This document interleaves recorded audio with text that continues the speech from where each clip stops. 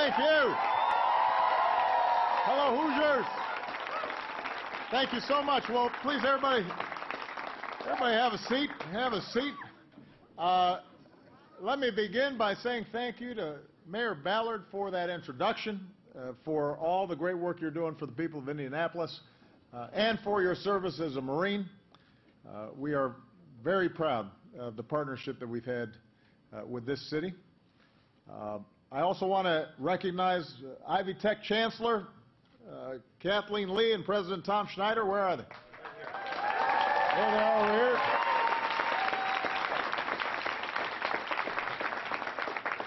here. Some outstanding members of Congress. Joe Donnelly, our senator. Where's Joe? There he is. Congressman Andre Carson. And somebody who has been a great friend for the people of this state, the people of this nation, a great friend to me personally, one of the people who have ensured that America's safe for so many years, former Senator and Mayor of Indianapolis, Dick Lugar.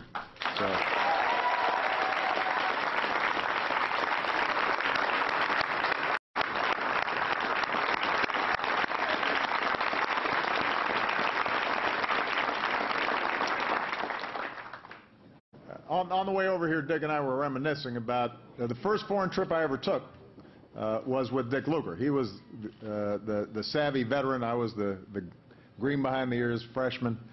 We went to Russia. We were both interested in nuclear proliferation. He had really written the book on it. Dick Lugar seems like a kind of a relaxed guy, but if you're on a trip with him, he will wear you out. And then at one point we were actually held by a Russian colonel at the airport for about 3 hours, which normally might have made people nervous, but Dick, you know, he'd been around the block a few times, so he just took a nap. It was fine. It got cleared up. It is great to be back in Indiana, great to be back close to my home state. I respect the Pacers. But yes, I am a Bulls fan. I make no apologies. We've had some fierce rivalries in the past. And I'm looking forward to Mr. George and others getting back on track so we can have some more playoff runs. But that's not all that I know about this state. One of my first trips as president was to Elkhart. And I stopped by some of your manufacturing plants. I've played 3-on-3 at a school up in Kokomo, and my team won, by the way. When it comes to elections, I'm batting 500. I'm 1 for 2, which isn't bad. Last time, I will acknowledge, last time I got kind of smoked here in Indiana. But that's okay. That's exactly why I wanted to come back. And I don't plan to take too long in the front because I want to make sure that we've got some time for questions. But, you know, when I gave my State of the Union address a couple of weeks ago, I repeated a vision that I originally laid out in Boston over a decade ago. And that's a vision that says there's no liberal America or conservative America. There's the United States of America. And I know that sometimes it seems like our politics are more divided than ever, that in parts of Indiana the only blue you'll ever see is on Colt signs, and in Chicago the only red is for the Chicago Bulls. But I still believe what I said back then, that we actually have so much more in common than not. It doesn't always get focused on in our politics, and I've seen so much of the good, generous, big-hearted optimism of people across the country these past 6 years to give in to the cynicism that sometimes gets peddled as wisdom around the country. And we've come a long way these past 6 years since we suffered the worst financial crisis since the Great Depression. Now, this morning we found out that America's businesses added another 267,000 jobs. In 2014, our economy created more than 3.1 million jobs, and that's the best year of job growth since the 1990s. So, all told, over the past 59 months, the private sector has added about 11 million, 0.8, so that's almost 12 million new jobs. And that's the longest streak of private sector job growth in our history. Meanwhile, our deficits are shrinking. They've gone down by about 2/3. Our dropout rates are down. Our graduation rates are up. We're as free of foreign oil as we've been in 30 years. We've doubled the amount of clean energy that we're producing. A lot of families are saving a lot of money at the gas pump, which is putting some smiles on folks' faces.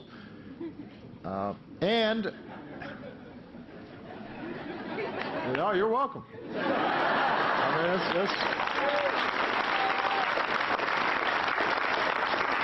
although I was telling somebody the other day, at some point they're going to go back up, so don't start,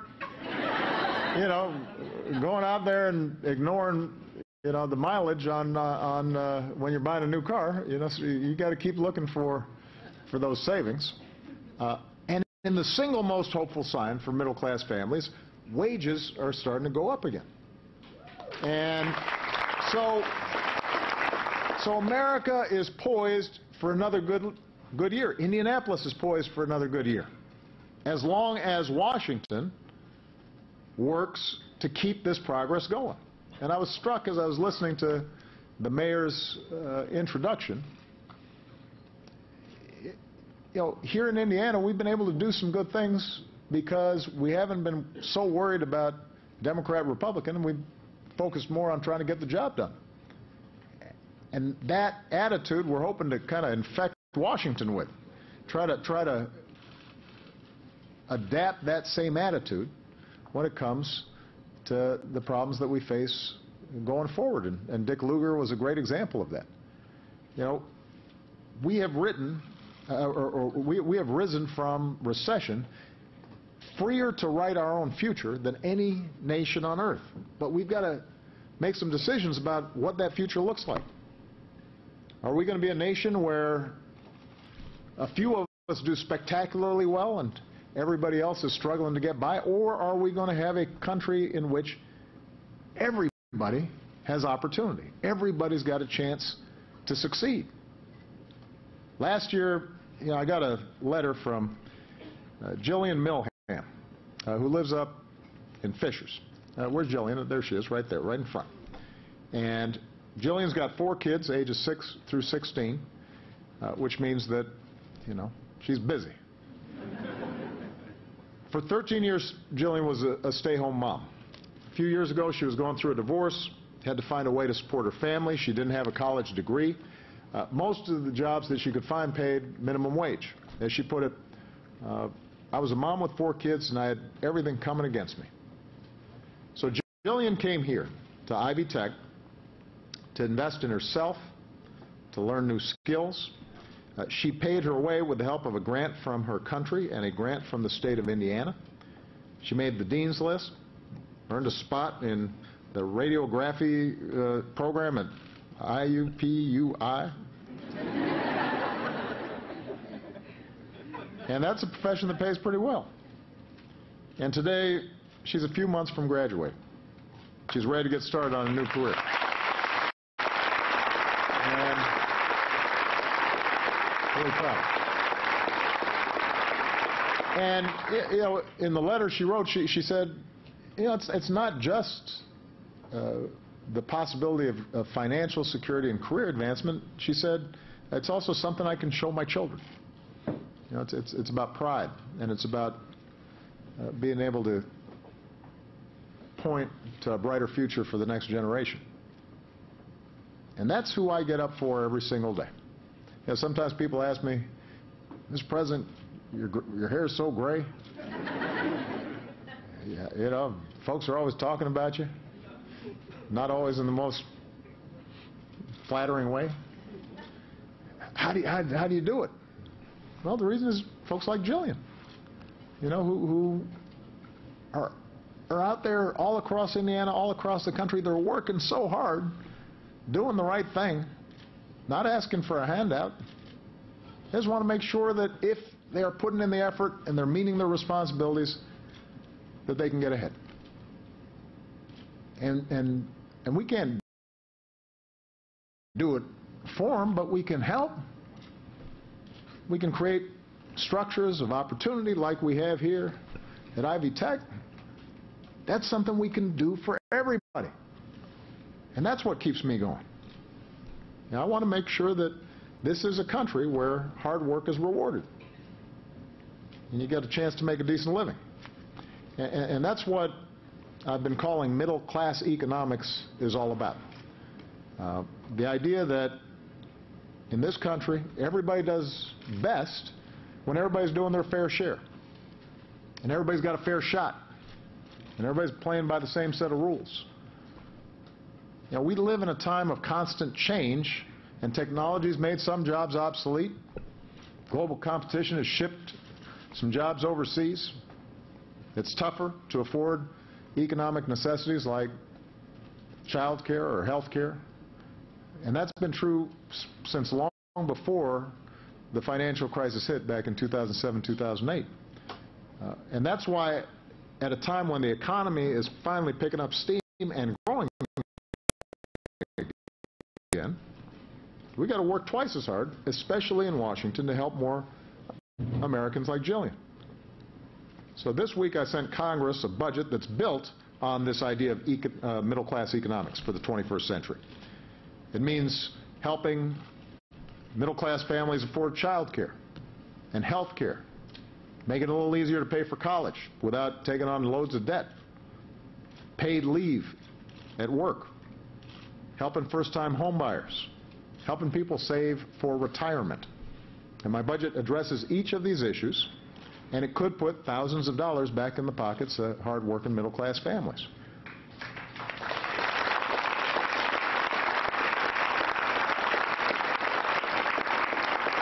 Middle-class economics also means helping more people like Jillian upgrade their skills, because this competitive economy is not going to get easier.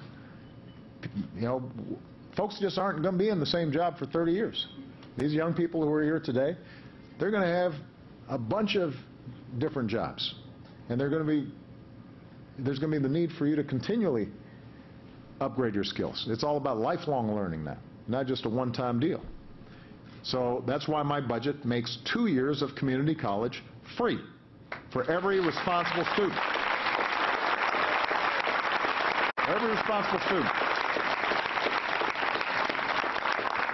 Because here in America, it shouldn't matter how much money your folks make. If you're willing to work hard, you should be able to get that opportunity. And you shouldn't necessarily have $100,000 worth of debt when you leave, especially if you're going to go into a profession like teaching.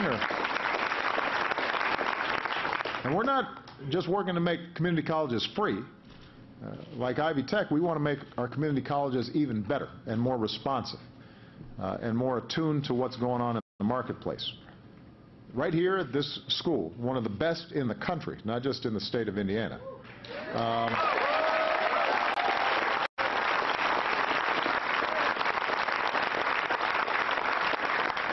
You're finding ways to raise graduation rates and partner with businesses to help provide apprenticeships and other pathways to careers that pay well in fields like construction and technology. Middle-class economics also means that we're investing in what makes our economy grow. Better roads, faster internet, cutting-edge research so that our businesses are creating high-paying jobs. And the good news is we can actually afford to pay for all this. We don't have to add to our deficits if we've got some smart spending cuts and if we fix a tax code that is filled up with special interest loopholes and kickbacks for folks who don't need them. You know, and in my budget I identify some of these. There's a trust fund loophole that allows the wealthiest 1% of Americans who have benefited more over the last 20 years than anybody when the economy's been growing. But this trust fund loophole allows the top 1% of Americans to avoid paying taxes on their unearned income. You know, that's not something that Jillian, when she gets her job, is going to be able to do. Majority of people here can't avoid paying taxes. I don't know why the folks who are most able to pay them should be able to avoid it. So we need to fix that. And then we can use the savings to cut taxes for middle-class families who really need it. You know, we know that there are companies that have stashed about $2 trillion overseas that haven't paid U.S. taxes. Let's close those loopholes. Make it more attractive for businesses to locate here in the United States of America. Let's give those folks a tax break. They'll create jobs right here in Indianapolis, right here in Indiana, as opposed to giving tax breaks to folks that are shipping jobs overseas or parking money overseas. We can do that. So these are ideas that are pretty common sense. Now, in Washington, folks saw the budget. They said, well, these are Obama's plans. Some of them are pretty good ideas, but they're never going to go anyplace because the Republicans control Congress and they're not going to do it. Well, you know, I'm not pushing these ideas for my sake. I'm pushing them because I think this is where America needs to go. And we should have a healthy debate about how to do the things that are necessary to help America grow. You know, Republicans and Democrats won't agree on everything, and that's fine.